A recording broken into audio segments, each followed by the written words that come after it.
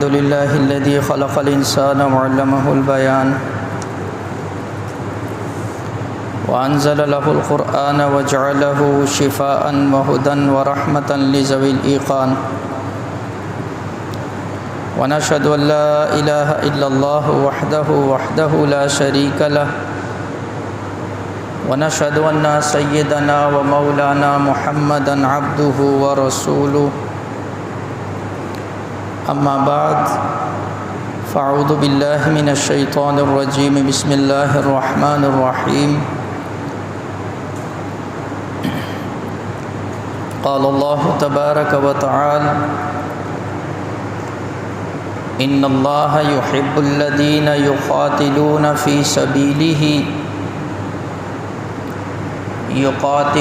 في سبيله صفا كأنهم بنيان مرصوص وقال النبي صلى الله عليه وآله وسلم لوددت أني أقتل في سبيل الله ثم أحيا ثم أقتل ثم أحيا ثم أقتل ثم أحيا ثم أقتل أو كما قال عليه الصلاة والسلام إن الله وملائكته يصلون على النبي يا أيها الذين آمنوا صلوا عليه وسلموا تسليما اللهم صل على محمد في أول كلامنا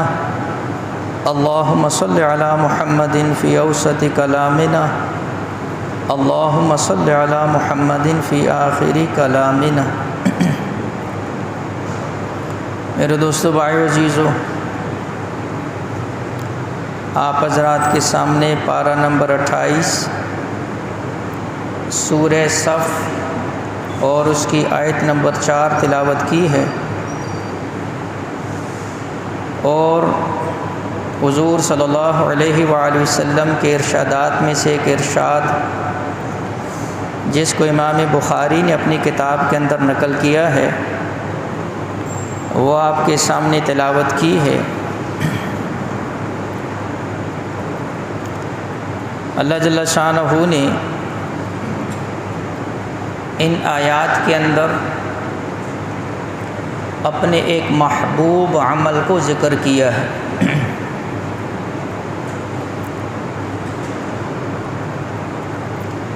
اور اس کا شان نزول جو مفسرین نے لکھا ہے، فرمایا کہ بعض حضرات آپس میں ایک دوسرے سے سوال کر رہے کہ اللہ پاک کو کون سا عمل ایسا ہے جو بہت پسند ہے تاکہ ہم اس عمل کو اختیار کریں۔ تو سارے مفسرین نے لکھا اس کے جواب کے اندر اللہ جل شانہ نے یہ آیتیں اتاری ہیں،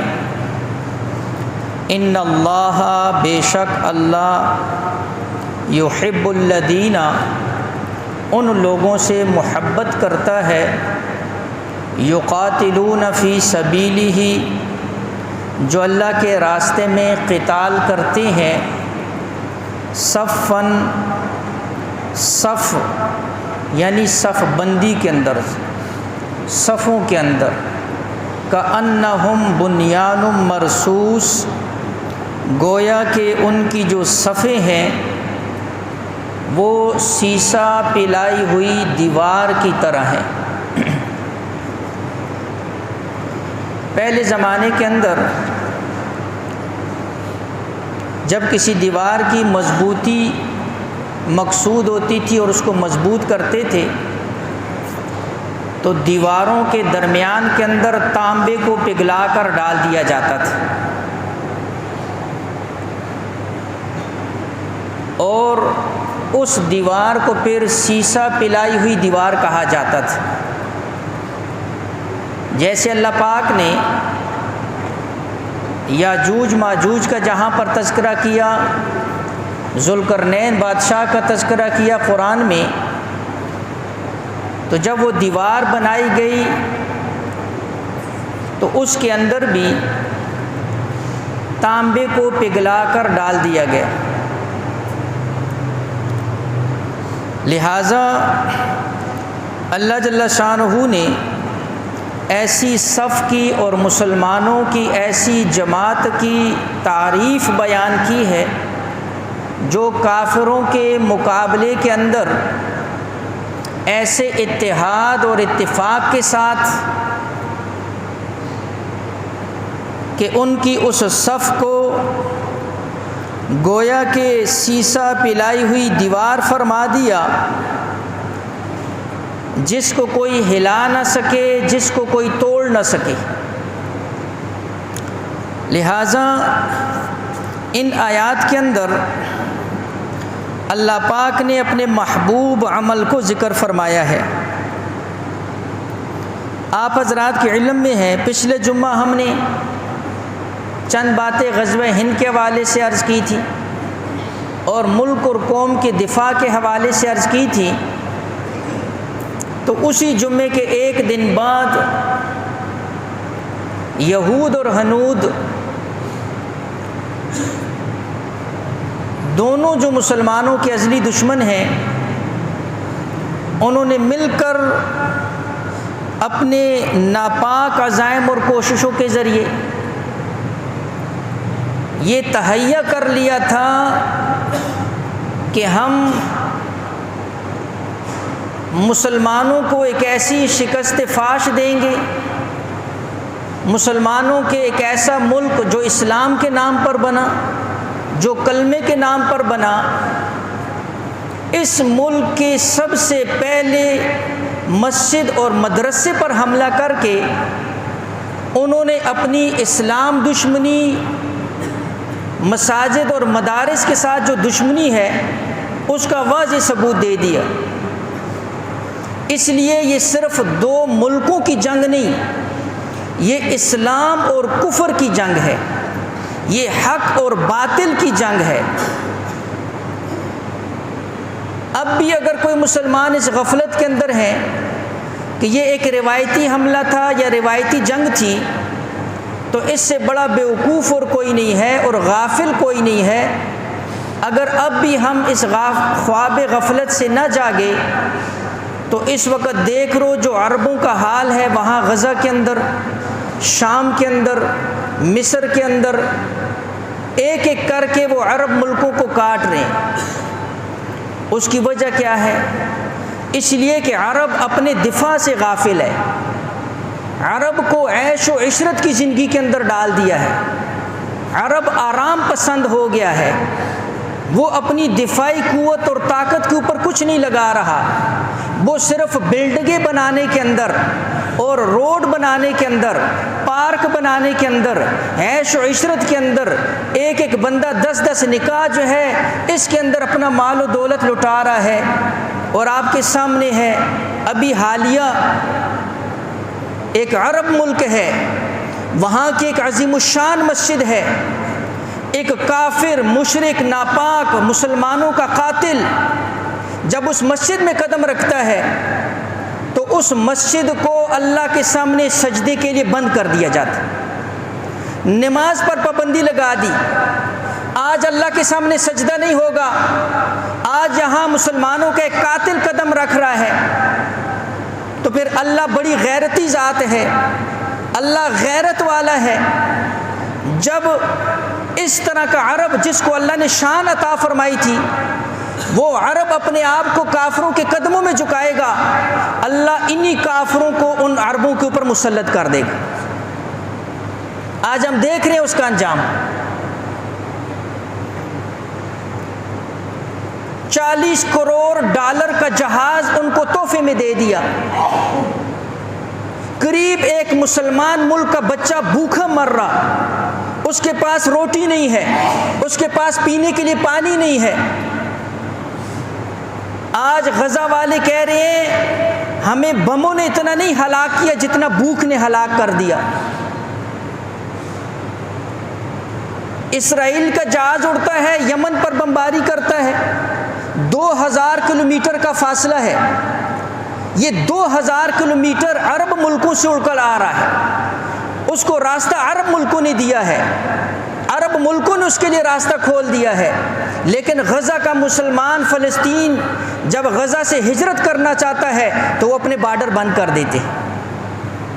اللہ کے نبی علیہ السلام نے فرمایا مسلمان کی مثال تو ایک جسم کی طرح ہے، جب جسم کے ایک حصے کو تکلیف ہوتی ہے سارا جسم تڑپ اٹھتا ہے۔ آج مسلمانوں میں وہ اتحاد نہیں، اتفاق نہیں، کافروں کے لیے بچھ رہے ہیں، مسلمانوں کے لیے دروازے بند کر دیے ہیں۔ اللہ پاک نے پھر ایسوں کے لیے ذلت مقدر رکھ دیا ہے۔ اللہ بڑی غیرت والی ذات ہے۔ اللہ کبھی بھی ظالم کا ساتھ نہیں دیتا ہے، اور جو ظالم کا ساتھ دیتا ہے، میں نے آپ کے سامنے ایک جمعے میں حدیث بھی پڑھی تھی، فرمایا اگر مظلوم کافر ہی کیوں نہ ہو اور ظالم مسلمان ہی کیوں نہ ہو، تب بھی اللہ پاک یہاں پر مظلوم کی مدد کرے گا، ظالم اگرچہ مسلمان ہی کیوں نہ ہو اللہ اس کی بھی مدد نہیں کرے گا۔ تو جو ظالم کا ساتھ دے گا اللہ پاک کی مدد ایسوں کے ساتھ نہیں آئے گی۔ اللہ کے قرآن نے پہلے سے فیصلہ فرما دیا، یہ یہود اور مشرک، یہ عیسائی، یہ کبھی بھی تمہارے دوست نہیں ہو سکتے جب تک تم ان کے مذہب اور دین کو اختیار نہ کر لو۔ ایک تحفہ نہیں، لاکھوں تحفے ان کے قدموں کے اندر ڈال دو، اپنی عورتوں کو ننگے سر ان کے استقبال کے اندر کھڑا کر دو۔ افسوس ہے ان مسلمان عرب کے اوپر، وہ عرب عورتیں جن کی شان، جن کا پردہ، جن کا تقوی اللہ جو ہے ہمیں قرآن اور حدیث کے اندر بیان کرتا ہے، آج ان عورتوں کو ننگے سر کافروں کے استقبال کے اندر کھڑا کر دی۔ تو اللہ کی رحمت آئے گی، اللہ کا عذاب آئے گا۔ اس لیے اللہ پاک کا شکر ادا کریں، جتنا ہو سکے اتنا شکر ادا کریں کہ کافروں نے مل کر ایک منصوبہ بنایا، اللہ پاک نے کافروں کے منصوبے کو خاک کے اندر ملا دی۔ اللہ پاک نے اسلام کو فتح عطا فرمائی، اللہ پاک نے مسلمانوں کو فتح عطا فرمائی۔ یہ صرف پاکستان کی فتح نہیں تھی، یہ صرف پاکستان کے مسلمانوں کی فتح نہیں تھی۔ آپ ذرا عرب میڈیا اٹھاؤ، عرب کے وہ لوگ جو عام عوام ہیں ان کے جذبات ابھی دیکھو۔ ایک عرب والے نے اپنے جذبے کا اظہار کیا، فرمایا جب سے پیدا ہوئے ہیں ہماری آنکھیں ترس گئی ہیں، ہم یہی دیکھ رہے ہیں کافر مسلمانوں کے اوپر آگ برسا رہے ہیں، کافر مسلمانوں کو کاٹ رہے ہیں، کافر مسلمانوں کی چیخیں نکلوا رہے ہیں۔ فرمایا آج اللہ نے وہ منظر بھی دکھایا کہ مسلمانوں کی آگ نے کافروں کو ہلا کے رکھ دیا، مسلمانوں کے جہازوں نے کافروں کو تباہ کر کے رکھ دیا، مسلمانوں کے جذبے نے کافروں کو جو ہے نا چیخنے پر مجبور کر دیا۔ فرمایا آج ہم اللہ پاک کا شکر ادا کرتے ہیں، اللہ پاک نے ہماری زندگی میں وہ منظر عطا فرما دی۔ ہمیں اور آپ کو اس کا احساس نہیں ہے، اس وقت پوری کفار کی جو ہے نا جی ان کی مائیں مری ہوئی، اور مسلمان اس وقت جو ہے عرب دنیا جو عام عرب ہے، حکمرانوں کی بات نہیں کر رہا، اللہ پاک نے جو ہے ان کے دلوں کے اندر ایک خوشی کا سما ہے۔ لیکن عرض یہ کرنا ہے کہ ان حالات کے اندر جب اس طرح کا جو ہے نا جی موقع آئے تو ہم اور آپ نے تکبر، فخر نہیں۔ سورہ انفال آیت نمبر 17، اللہ پاک نے بدر میں جب اللہ پاک نے 313 کو 1000 پر فتح عطا فرمائی، تو اس موقع پر جب صحابہ واپس آئے تو مفسرین نے لکھا ہے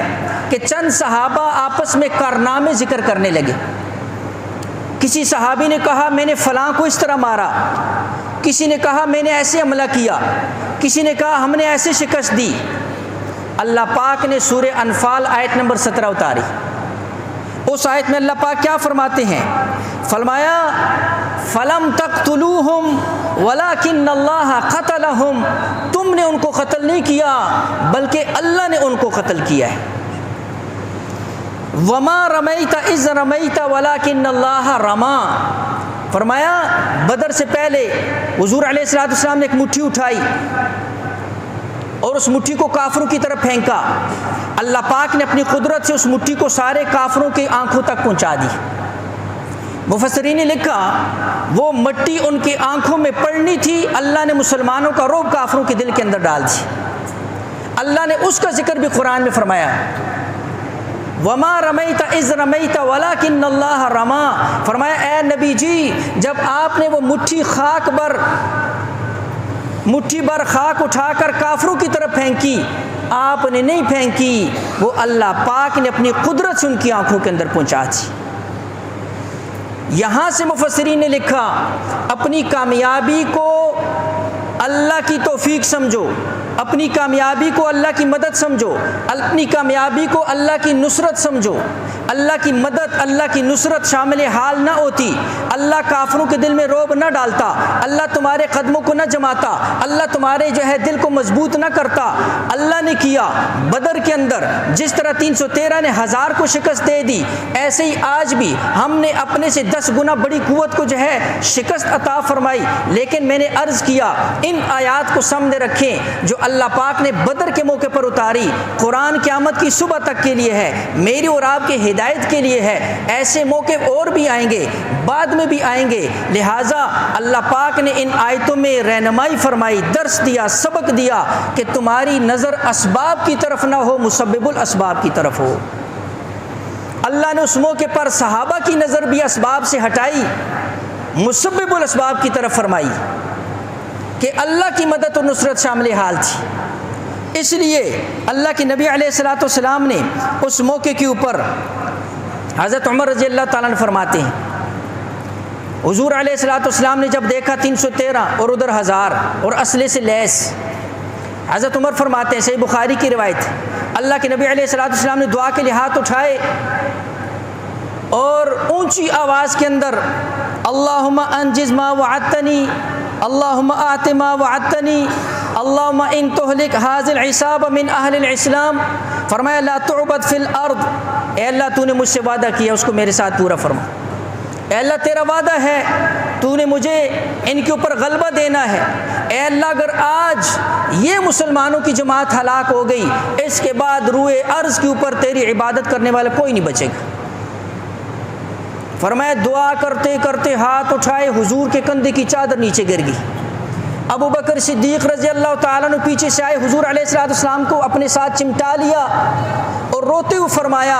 فرمایا یا نبی اللہ کفاک اللہ مناشدک ربک فإنہ سینزلک ما وعد لک، صحیح مسلم کی روایت۔ فرمایا اللہ کے نبی بس، اللہ آپ کی جو قسم ہے نا اس کو اللہ پاک پورا فرمائیں گے، جو آپ نے اللہ کو دے دیا قسم، اللہ آپ کی مدد ضرور کرے گا۔ لہٰذا اللہ پاک نے مدد فرمائی، اور میں نے عرض کیا یہ اللہ کی مدد اور توفیق سے ہوتا ہے۔ اس لیے اور حضور علیہ الصلوۃ والسلام کی ایک اور سنت بھی ہے، امام الانبیاء جب حملہ کرتے تو فجر کے وقت کرتے تھے۔ حضرت انس بن مالک رضی اللہ عنہ فرماتے ہیں جب ہم خیبر کی طرف نکلے یہودیوں کو سبق سکھانے کے لیے، اللہ کے نبی علیہ الصلوۃ والسلام نے اندھیرے میں فجر کی نماز پڑھائی، فوراً سواری پر سوار ہوئے اور صبح کے وقت خیبر پہنچ گئے۔ خیبر والوں کو اطلاع ہو گئی، اللہ کے نبی علیہ الصلوۃ والسلام نے فرمایا اللہ اکبر خربت خیبر، اللہ سب سے بڑا ہے، خیبر کے لیے تباہی اور بربادی آ گئی۔ فرمایا ان اذا نزلنا بساحت قوم فساء صباح المنذرین، فرمایا جب ہم کسی کے آنگن میں صبح کرتے ہیں وہ صبح ان کے لیے بڑی منحوس ہوتی۔ تو ایسے ہی ایک منحوس صبح ان یہود اور ہنود کے مشترکہ گٹھ جوڑ کے اوپر بھی اللہ پاک نے فرمائی، ایسی منحوس صبح تھی ان کے لیے کہ انشاءاللہ آئندہ 100 مرتبہ وہ پہلے سوچے گا، کسی مسلمان کی مسجد پر حملہ کرنے سے پہلے، مسلمان بچے اور بچیوں اور عورتوں کو شہید کرنے سے پہلے کافر 100 مرتبہ سوچے گا۔ اور اللہ پاک نے یہ سارے کے سارے جو کامیابیاں عطا فرمائی، اس لیے میرے بھائیو ہم اور آپ اس نبی کی امتی ہیں جو نبی رب تعالیٰ سے تمنا کر رہا ہے۔ اور کیا تمنا کر رہا ہے؟ صحیح بخاری کی روایت ہے جو میں نے آپ کے سامنے شروع کے اندر تلاوت فرمائی، لَوَدِدْتُ أَنِّي أُقْتَلُ فِي سَبِيلِ اللَّهِ ثُمَّ أُحْيَا ثُمَّ أُقْتَلْ ثُمَّ أُحْيَا ثُمَّ أُقْتَلْ ثُمَّ أُحْيَا ثُمَّ أُقْتَلْ۔ فرمایا میں اللہ پاک سے تمنا کرتا ہوں میں رب کے راستے کے اندر قتل ہو جاؤں، شہید ہو جاؤں، اللہ مجھے پھر زندگی دے، پھر شہید ہوں، پھر زندگی دے، پھر شہید ہوں، پھر زندگی دے، پھر شہید ہوں۔ میں اور آپ ایسے نبی کی امتی ہیں جس نے اپنی امت کو جو ہے نا جی درس دیا، اور وہ درس کیا ہے؟ فرمایا جعل رزقی تحت ذل رمحی، فرمایا اللہ نے میرے رزق کو میرے نیزے کے سائے میں رکھ دیا۔ جس نے امت کو درس دیا، مثل المجاہد فی سبیل اللہ کمثل الصائم القائم الذی لا یفطر من صیامہ وصلاۃ حتی یرجع، فرمایا اس مجاہد کی مثال جو اللہ کے راستے میں نکلتا ہے اس روزے دار کی طرح ہے، رات کے کھڑے ہونے والے کی طرح ہے، جو جب تک جو ہے فرمایا اللہ کے راستے میں ہے، جب تک وہ واپس نہیں آ جاتا وہ روزے کی حالت میں شمار ہوتا ہے، وہ رات کو قیام کرنے والا شمار ہوتا ہے۔ میں اور آپ اس نبی کے امتی ہیں جس نے امت کو درس دیا، من مات ولم یغزو، جو مر گیا اس حال کے اندر نہ تو اس نے جہاد کیا، ولم یحدث به نفسہ، نہ اس کے دل کے اندر کبھی خواہش پیدا ہوئی۔ یہ صحیح بخاری کی صحیح مسلم کی روایت ہے۔ جو اس حال میں مر گیا نہ تو اس نے کبھی جہاد کیا نہ اس کے دل میں کبھی خواہش پیدا ہوئی، مات علی شعبۃ من نفاق، یہ منافقت کے ایک شعبے کے اندر دنیا سے چلا گیا، منافق چلا گیا۔ میں اور آپ اس نبی کی امتی ہیں جس نے اپنی امت کو تلقین دی، فرمایا اغزو فی سبیل اللہ من قات فی سبیل اللہ فواق ناقۃ وجبت لہ الجنہ، ترمذی کی روایت ہے۔ اپنی امت کو ترغیب دی اللہ کے راستے میں غزا کرو، جہاد کرو، حتی فواق ناقۃ، فواق ناقہ کس کو کہتے ہیں؟ اللہ پاک مجھے اور آپ کو عربی کا ذوق عطا فرمائے۔ آپ محدثین کی تشریح پڑھو، فواق ناقہ کس کو کہتے ہیں؟ عرب کے اندر ناقہ تو اونٹنی کو کہتے ہیں، اونٹنی کا دودھ دوتے ہیں نا، تو وہ جو تھن پکڑ کر اس کو ایک دفعہ نکالتے ہیں اور دوسری دفعہ کے لیے تھوڑی سی مہلت دیتے ہیں۔ جس نے بھینس بکری گائے رکھی اس کو پتہ ہے، وہ ایک دفعہ کا دودھ نکالنا اور دوسری دفعہ کے لیے تھوڑی سی مہلت دینا، اتنی دیر بھی اللہ کے نبی علیہ الصلوۃ والسلام نے فرمایا جس نے اللہ کے راستے کے اندر جہاد کر دیا وجبت لہ الجنہ، اس پر بھی جنت واجب ہو گئی۔ ہم اور آپ اس نبی کی امتی ہیں جس کے بارے میں اللہ کے نبی علیہ السلام ترغیب دے رہے ہیں، لغدوۃ فی سبیل اللہ روحۃ فی سبیل اللہ خیر مما تطلع علیہ الشمس وتغرب، فرمایا جس نے ایک صبح شام اللہ کے راستے کے اندر جہاد کے اندر لگا دی، فرمایا یہ جس چیز کے اوپر سورج طلوع ہوتا ہے، جن چیزوں پر سورج غروب ہوتا ہے، ان سب سے زیادہ افضل ہے، ان سب سے زیادہ بہتر ہے۔ میں اور آپ اس نبی کے امتی ہیں جس نے امت کو درس دیا، من اغبرت قدماہ فی سبیل اللہ حرم اللہ علی النار، صحیح بخاری کی روایت ہے، جس کے قدم اللہ کے راستے کے اندر غبار آلود ہوئے، اللہ کے راستے کی گرد غبار اس کے جسم کے اوپر پڑ گئی، اللہ پاک اس کے اوپر جہنم کو حرام کر دیں گے۔ حضور علیہ الصلوۃ والسلام 27 غزوات کے اندر بے نفس نفیس شریک ہوئے، 27 غزوات۔ میں اور آپ تو اس قوم سے تعلق رکھتے ہیں کہ ہمارے تو ٹینکوں اور میزائلوں کے نام بھی صحابہ کے ناموں کے اوپر ہے، ہمارے تو ٹینک کا نام بھی زرار ہے، اور اللہ آپ کو توفیق دے صحابہ کی سیرت پڑھنے کی، حضرت زرار رضی اللہ تعالیٰ عنہ کی سیرت پڑھنے کی۔ اللہ نے حضرت زرار کو کیا جو ہے نا جی شجاعت اور بہادری عطا فرمائی تھی، لیکن اس وقت میں حضرت زرار کا ذکر نہیں کروں گا، میں حضرت زرار کی بہن خولہ بنت ازور کا ذکر کروں گا، تاکہ ہمارے نوجوان کو بھی ہو سکتا، مرد اور عورت جس کو اس وقت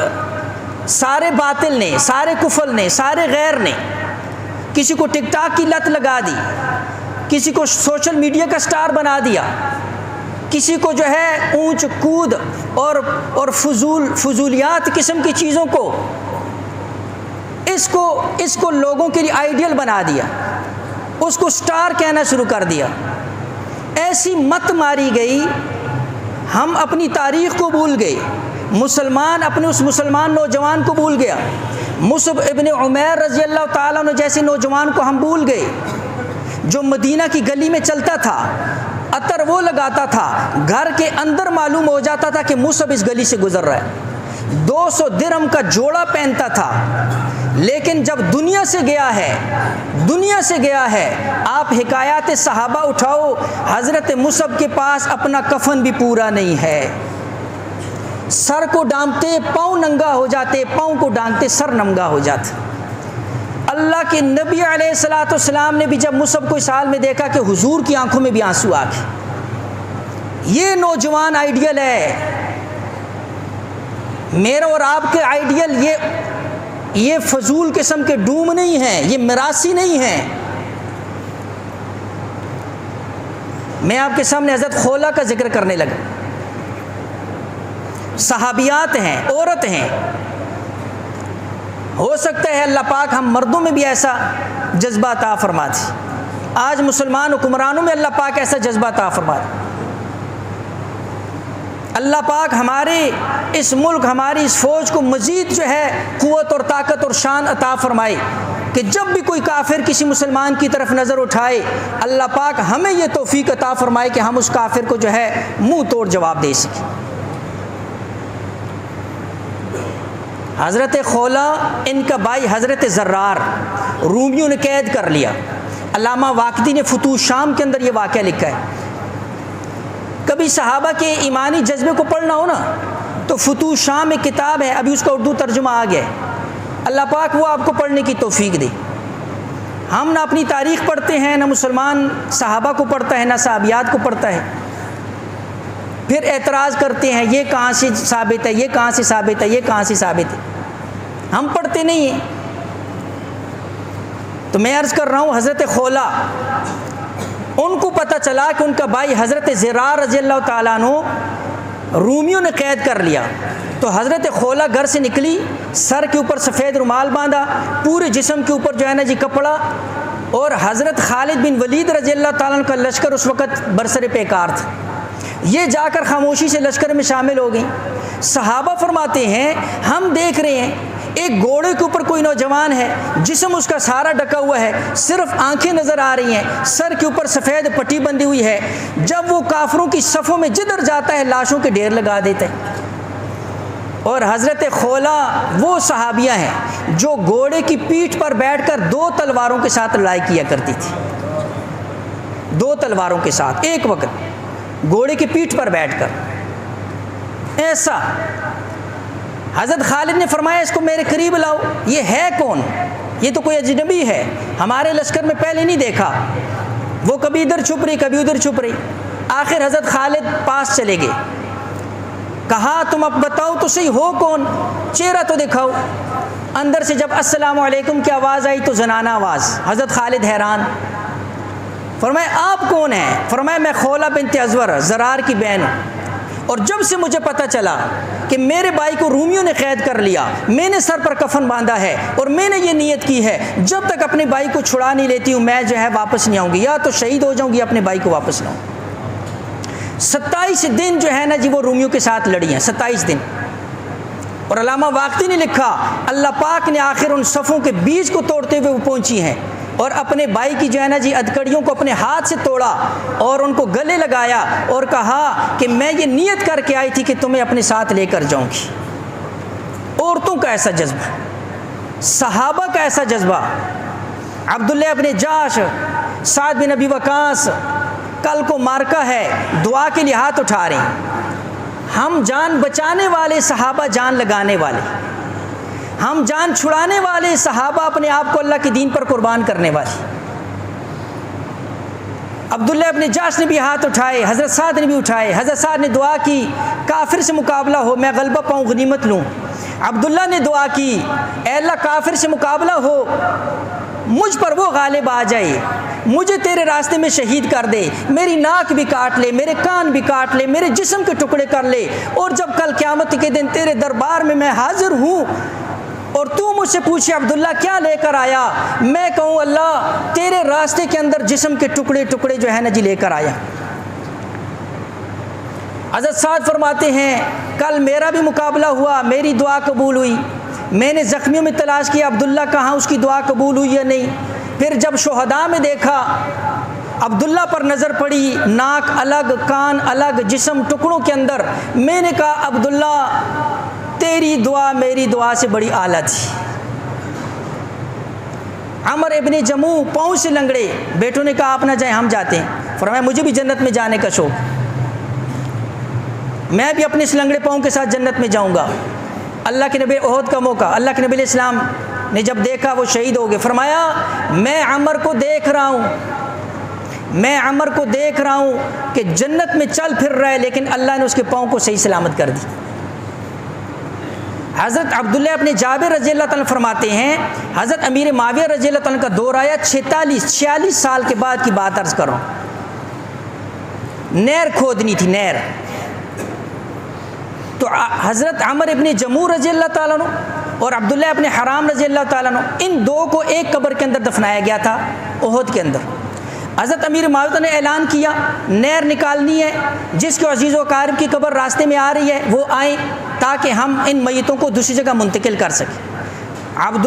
حضرت جابر بن عبداللہ رضی اللہ فرماتے ہیں میں گیا، جب میرے والد کی قبر کو کھودا گیا جس میں عمر ابن جموح بھی تھے، فرمایا میرے والد ایسے ہی تر و تازہ جیسے آج کسی نے دفن کیا۔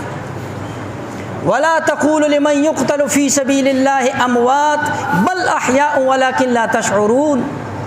اللہ فرماتے زندہ ہیں۔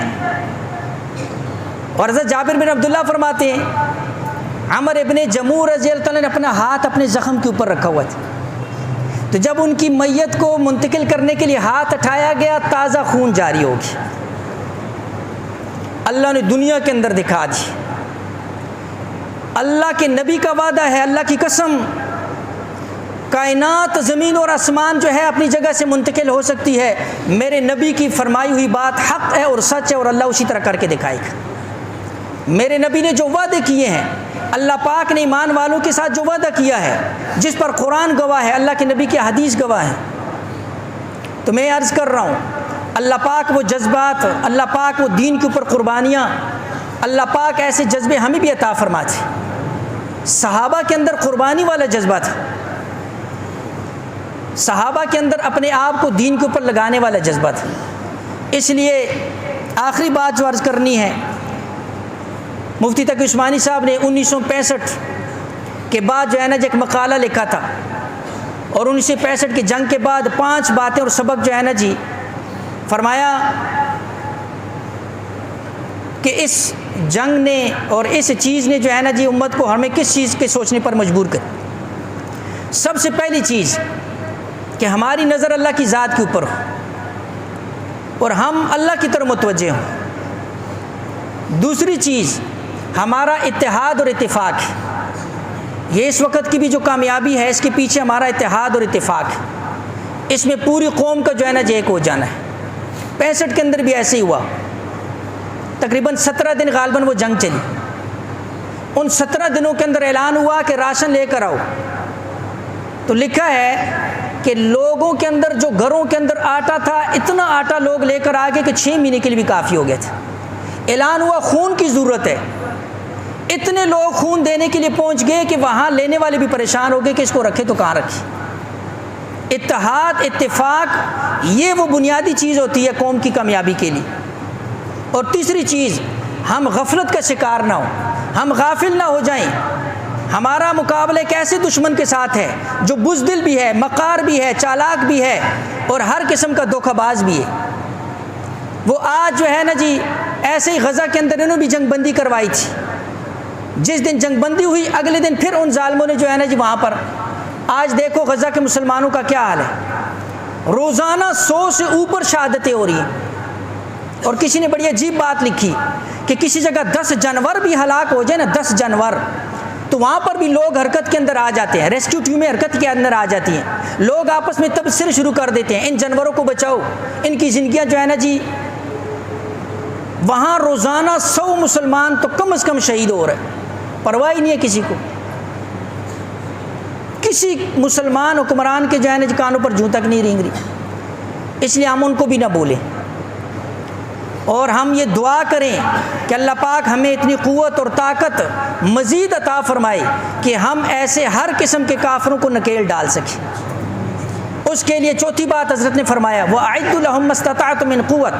اللہ فرماتے ہیں اپنی قوت کو ہر وقت تیار کرو، اپنی قوت کو بڑھاؤ، اپنی دفاعی قوت کو بڑھاؤ۔ اس کے لیے قربانی بھی دینی پڑتی ہے، اس کے لیے اپنے آپ کو بھی تیار کرنا پڑتا ہے۔ اور 5ویں چیز حضرت نے فرمائی کہ اپنی ذات کو اپنے طور پر جو ہے نا جی تیار کرو۔ ہمارے ذہن کے اندر ایک بات ہو، ہر وقت عیش و عشرت نہیں ہوگا، ہر وقت امن نہیں ہوگا، ہر وقت سکون نہیں ہوگا۔ ابھی یہ 1-2 دن کے اندر کیسے حالات ہو گئے؟ اس لیے ہم ذہن کے اندر رکھیں کہ ہر وقت سکون نہیں ہے، ہر وقت عیش و عشرت نہیں ہے، ہر وقت شادیانے نہیں ہیں، ہر وقت جو ہے نا جی اچھل کود نہیں ہے، بلکہ ایسے حالات بھی آ سکتے ہیں جن حالات کے اندر جو ہے نا جی ہم سب کو کھانے پینے، گھر بار کی، بیوی بچوں کی، ہر چیز کی قربانی دینی پڑے گی۔ ہم ذہنی طور پر پہلے سے اس کے لیے تیار رہیں۔ تو اس لیے اللہ جل شانہ کی ذات عالی سے دعا ہے، جو کہا سنا اللہ جل شانہ سمجھ کر عمل کی توفیق عطا فرمائے۔ وآخر دعوانا الحمد